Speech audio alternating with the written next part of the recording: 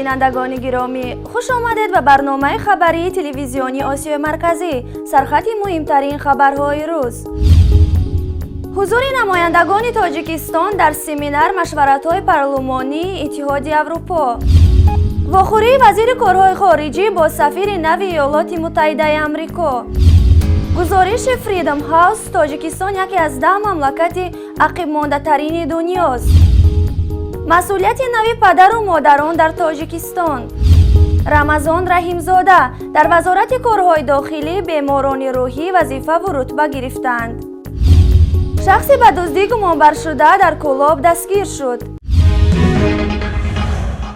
اساسیاسیون آسیای مرکزی و پارلمانی اتحادیه اروپا یک قطار فعالان حقوق سیاسی و انسان از قزاقستان، قرقیزستان، تاجیکستان و ازبکستان را برای ملاقات مخصوص بخشیده به وضع اجتماعی سیاسی در آسیای مرکزی به همایش بین المللی اروپا و آسیای مرکزی به شهر بریوسل دعوت نمود. در این همایش دورنمای همگرایی منطقوی، کمونیکاسیا و دیگر مسائل مناسبت‌ها از آسیای مرکزی با جهان بیرونی بررسی خواهند شد. این همایش اساساً به مشکل‌های حقوق انسان در هر یک کشور منطقه اهمیت دخل نموده، درباره مشکل‌های حقوق و آزادی‌های انسان، نقض قانون‌ها، فشار و تضییق‌ها بالای شهروندان، سمینار و مشورت‌های مخصوص گذرانیده خواهند شد. این همایش سنه 25 ژانویه آغاز شده تا سنه 29 ماه جاری دوام خواهد کرد. طبق برنامه این همایش بین المللی، ملاقات با هیئت پارلمانی اروپا و اعضای هیئت وکیلان پارلمانی اروپا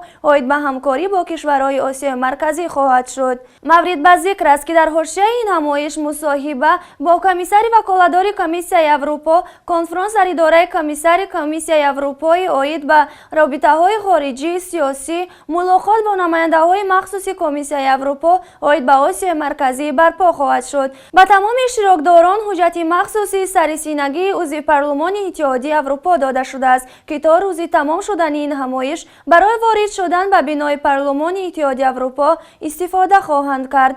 در این همایش تاجیکستان را معاون راهبر انجمن نیروهای سازنده تاجیکستان صابر ولیف، حقوقشناس معروف خانم فیض‌نسا واحدова و پروفسور دکتر علوم حقوقشناسی شاکر جان حکیموف نمایندگی دارند. در این موضوع ما صحبت داشتیم با خانم فیض‌نسا واحدова. امروز میدانند وکیلان پارلمان اروپا که در کشورهای آسیای مرکزی مسائل اکستریمیسم و تروریسم نگرانی کننده است و امروز آنها میخواهند بفهمند که تا چه اندازه آن مبلغ‌هایی که برای مبارزه علیه اکستریمیسم و تروریسم از جانب انستیتوت‌های بزرگی گوییم دنیا جدا می شود، مقصدناک استفاده می شوند و آیا شخص بیگناه به جوابگری جنایتی کشیده نشده است و یا اینکه واقعا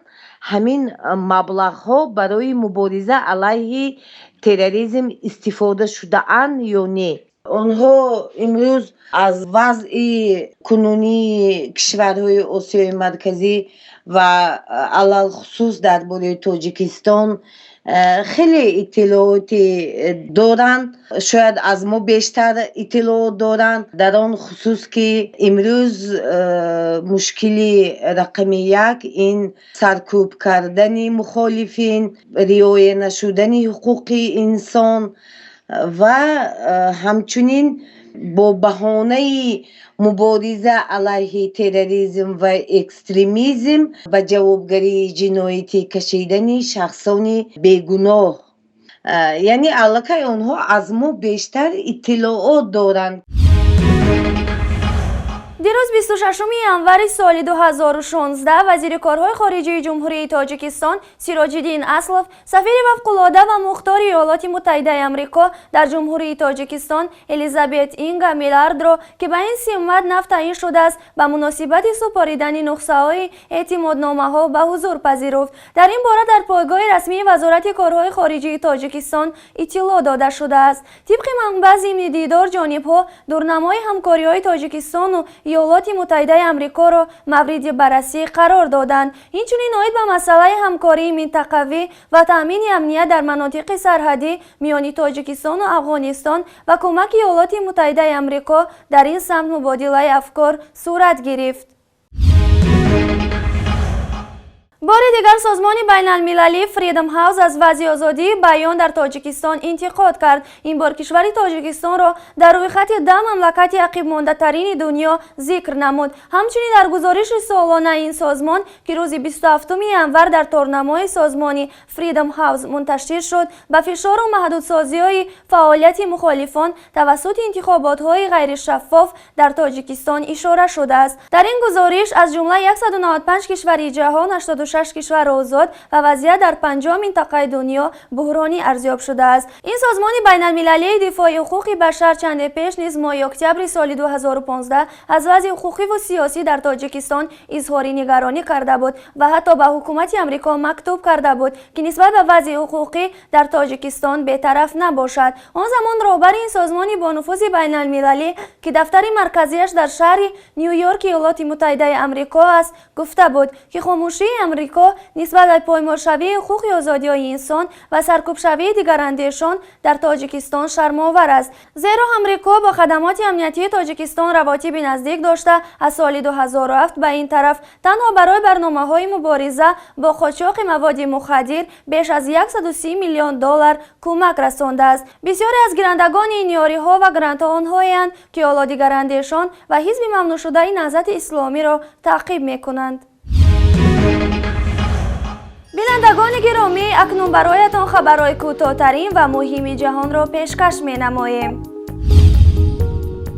گروه افراطگرایی به نام دولت اسلامی حمله تروریستان شهر خمس سوریه را به عهده گرفت. در این باره اگنتی اطلاعاتی رویترز اطلاع می‌دهد در اظهارات این گروه تروریستی گفته می‌شود که جنگی با ماشین بمب نصب شده به نقطه نظارتی گذرگاه‌های محلی اهالینشینی از زهرا نزدیک آمده خود را ترک کند که در نتیجه نه کم از 30 نفر هلاک گردید. حسن روحانی رئیس جمهور ایران که در سفر رسمی در روم قرار دارد ضمن صحبت با دایره‌های تجارتی این مملکت گفت که ایران امن‌ترین و باثبات‌ترین کشور منطقه است. این نخستین سفر دولتی رئیس جمهور ایران به اروپا در تقریباً 12 ساله اخیر است. یک هدف سفر روحانی به اروپا جلب سرمایه خارجی به اقتصاد کشور پس از لغو تحریم‌های بین‌المللی در رابطه با سازش هسته‌ای میباشد. تحریم‌های اقتصادی ایالات متحده آمریکا و اتحاد اروپا علیه ایران روز 16 ژانویه بعد از یک گزارش مگت بنیاد بین‌المللی نیروهای هسته‌ای از بین برداشته شدند. تجهیزات به سلاح‌های حربی 3 سال قزاقستان اقتدار نظامی ارتش اردن را تقویت می‌بخشد. طبق اطلاع مرکز مطبوعاتی وزارت مدافع قزاقستان برای دسترس نمودن تجهیزات نظامی در جریان سفر وزیر مدافع قزاقستان به اردن سازشنامه به امضا رسیده است. در دایره این سازشنامه برای خرید نمودن ماشین‌های زیر پوش چرخداری ارلن قزاقستان نیز موافقت حاصل شده است. ماشین‌های نظامی زیر پوش را شرکت محلی قزاقستان پرماونت انجینیرینگ استحصال می‌نماید. این نوع ماشین زیر پوش برای همه فصل‌های سال و شرایط اقلیم مناسب بوده از لحاظ توانایی تکنیکی به طلبات نظامی جوابگوست. طبق خلاصه تکنیکی این ماشین‌ها 50 کیلوگرم مواد ترکنده را تاب‌آور می‌باشند و حتی در صورت انفجاری از 8 تا 14 کیلوگرم تروتیل ضرر نمی‌بینند. پارلمان تاجیکستان امروز با یک قرارش بر والدین باز یک مسئولیت دیگر ضم کرد. منبع پدر و مادران وظیفه‌دار واردشوی فرزندانشان به شبکه‌های اینترنتی را نظارت کرده از شامل شوی آنها به گروه‌های افراطی پیشگیری کنند. معاون وزیر معارف فتح‌الدین اسمانوف در جلسه پارلمان گفته است این تصمیم به خاطر جلوگیری از شامل شوی جوانان و گروه‌های افراطی گرفته شده است. او گفته است والدان می‌توانند از شرکت‌های دسترس کننده اینترنت رویخط سایت‌هایی را که فرزندانشان وارد میشوند دسترس کنند. وکیلان را هم ظاهراً این شرح جانشین وزیر معارف قانع کرد و با یک آواز تغییر و علاوه ها به قانون مسئولیت والدین را تصدیق کردند. اما کسی از وکیلان از اسمانوف نپرسید که 1 میلیون پدر مهاجر و چند صد هزار مادرانی که از نبودن پدران رنج میکشند و صبح تا شام در صحرا کلند میزند چگونه باید به اینترنت واردشوی فرزندانش را نظارت کند. به نظر میرسد منبع به غم والدان زندانی که فرزندانشان به گروه‌های افراطی شامل شدند غمی نو جوابگری جنایی تهدید می‌کند.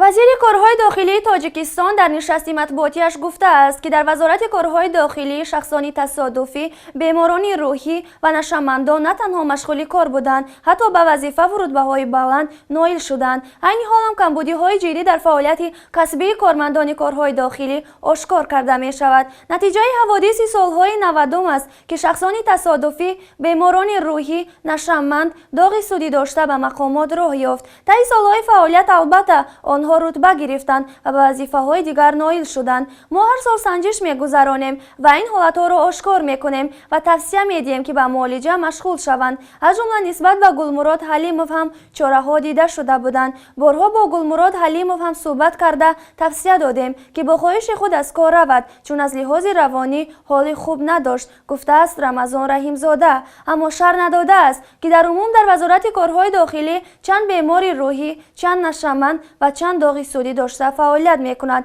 چه عنوان و رتبه ها دارند و به چند نفری آنها توصیه داده شده است که با خواهش خودشان از کار روند.